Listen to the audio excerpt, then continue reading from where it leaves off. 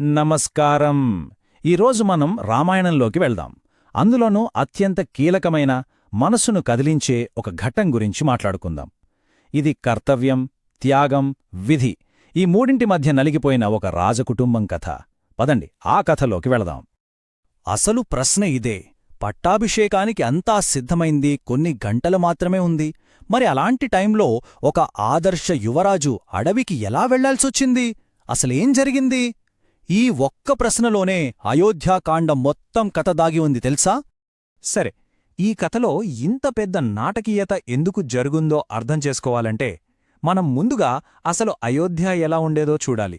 దశరథ మహారాజు పాలనలో ఆ రాజ్యాన్ని ఒక స్వర్ణయుగం అని ఎందుకనేవారో చూద్దాం. అయోధ్య ఆ పేరు వింటేనే శాంతి, సౌభాగ్యం గుర్తొస్తాయి. ప్రజలంతా ఎంతో సంతోషంగా, సంతృప్తిగా ఉన్నారు. వాళ్లకి ఏ లోటూ లేదు. ఎందుకంటే వాళ్ల భవిష్యత్తు, అంటే ఆ రాజ్యం యొక్క భవిష్యత్తు వాళ్ల ప్రియమైన యువరాజు రాముడి చేతిలో భద్రంగా ఉందని వాళ్లకొక బలమైన నమ్మకమన్మాట. అసలు రాముడంటే ప్రజలకు ఎందుకంత ప్రేమ? ఎందుకంటే ఆయన కేవలం ఒక యువరాజు కాదు. ధైర్యం, శక్తి, తెలివి, జ్ఞానం, సర్వప్రాణుల పట్ల దయ, ఎప్పుడూ నిజమే మాట్లాడ్డం, తల్లిదండ్రుల పట్ల భక్తి, ఇలా చెప్పుకుంటూ పోతే అన్ని మంచి గుణాల సమాహారం రాముడు. వీటన్నిటికన్నా ముఖ్యమైనదేంటంటే ఆయన ధర్మానికి ప్రతిరూపం. అంటే ఏది సరైన మార్గమో దాన్నే అనుసరించడం, తన కర్తవ్యాన్ని ఎప్పుడూ మర్చిపోకపోవడం. రాముడికి అదే జీవితం. ఇలా అంత ఆనందంగా, పండుగలా ఉన్న వాతావరణం ఒక్కసారిగా మారిపోయింది. ఒకే ఒక్క వ్యక్తి జోక్యంతో కథ మొత్తం తలకిందులయ్యింది. ఆ వ్యక్తి ఒక రాణి. ఇంతకీ ఏం జరిగిందో చూద్దాం. చూడండి, దశరథ మహారాజుకు వయస్సు మీద పడుతోంది. సో ఆయన ఒక సరైన నిర్ణయం తీసుకున్నారు. తన తర్వాత తన పెద్ద కొడుకైన రాముడికి రాజ్యాన్ని అప్పగించాలి, అతన్ని యువరాజుగా పట్టాభిషేకం చెయ్యాలి అని నిశ్చయించుకున్నారు. ఈ వార్త తెలియగానే అయోధ్య అంతా పండుగ వాతావరణం వచ్చేసింది. అయితే ఈ సంతోషం అందరిలోనూ లేదు. రాజుగారి చిన్న భార్య కైకేయికి ఈ నిర్ణయం అస్సలు నచ్చలేదు. రాముడు రాజైతే తన కొడుకు భరతుడి భవిష్యత్తేమైపోతుంది? తన కొడుక్కి అన్యాయం జరుగుతుందని ఆమె భయపడింది. కథలో అసలు సమస్య ఇక్కడే మొదలైంది. కైకేయి తన పంతం నెగ్గించుకోవాలనుకుంది. దానికోసం ఒక పాత వాగ్దానాన్ని బయటకు తీసింది, ఒక ఆయుధంలా. ఎప్పుడో చాలా కాలం క్రితం దశరథ మహారాజు ఆమె ప్రాణాలు కాపాడినందుకు ఏవైనా 2 వరాలు కోరుకోమని మాట ఇచ్చాడు. ఇప్పుడు కరెక్టుగా ఇదే సరైన సమయమనుకుని ఆ 2 వరాలను తనకు ఇవ్వాల్సిందే అని పట్టుబట్టింది. ఆమె అడిగిన 2 కోరికలు వినగానే దశరథుడు నిలువునా కుప్పకూలిపోయాడు. ఏంటా కోరికలనుకుంటున్నారా?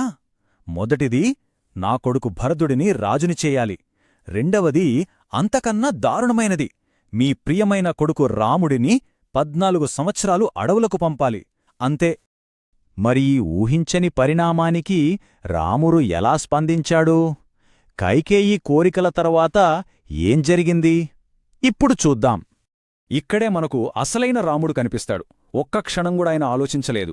అయ్యో రాజ్యం పోతోందని బాధపడలేదు, అధికారం చేజారిపోతోందని కంగారుపడలేదు. ఎందుకంటే రాముడికి తండ్రి మాట నిలబెట్టడం కన్నా పెద్ద ధర్మం లేదు.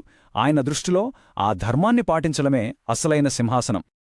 అయితే ఈ కష్టకాలంలో, ఈ కఠినమైన ప్రయాణంలో రాముడు ఒంటరి కాదు.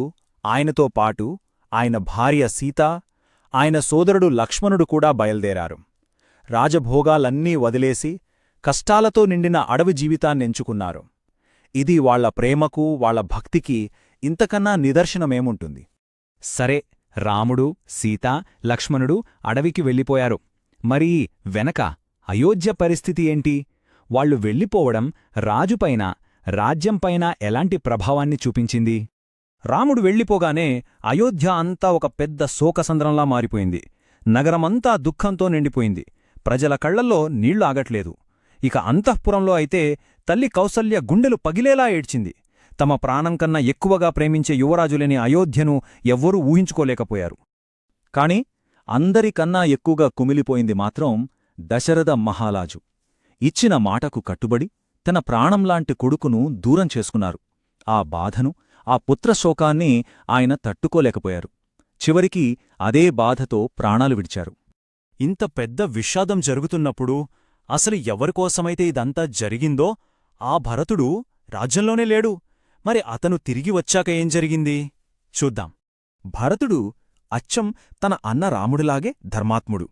తిరిగి రాగానే జరిగిన విషయం తెలిసి కుప్పకూలిపోయాడు. తన వల్ల ఇంత ఘోరం జరిగిందని తెలిసి ఆ సింహాసనం వైపు కన్నెత్తి కూడా చూడలేదు. వెంటనే తన తల్లిని నిలదీశాడు.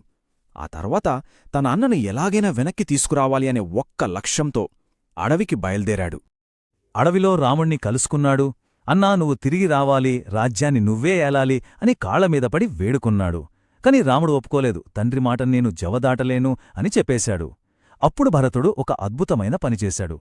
సరే, నువ్వు రాకపోతే రాకపోయావు, కనీసం నీ పాదుకలైనా ఇవ్వు అని అడిగాడు. ఇది మామూలు విషయం కాదు. సోదర ప్రేమకు, భక్తికి ఇదొక పరాకాష్ట. ఆ పాదుకలను తీసుకొచ్చి సింహాసనం మీద పెట్టాడు. వాటికి ప్రతినిధిగా ఒక సేవకుడిలా అసలైన రాజు తన అన్న తిరిగి వచ్చేంతవరకు రాజ్యాన్ని కాపాడతానని శపథం చేశాడు. తను రాజుగా కాకుండా ఒక కాపలాదారుడుగా మాత్రమే ఉన్నాడు. చివరిగా ఈ కథ మన ముందు ఒక పెద్ద ప్రశ్నను నిలుపుతోంది. ఒక మాటకు, ఒక వాగ్దానానికి కట్టుబడి ఉండటానికి చెల్లించాల్సిన అసలైన వెల ఏంటి? ఆ మాట కోసం ఒక రాజ్యాన్ని, కుటుంబాన్ని, చివరికి ప్రాణాలను కూడా వదులుకోవాలా? ఇది నిజంగా మనందరినీ ఆలోచింపజేసే ప్రశ్న.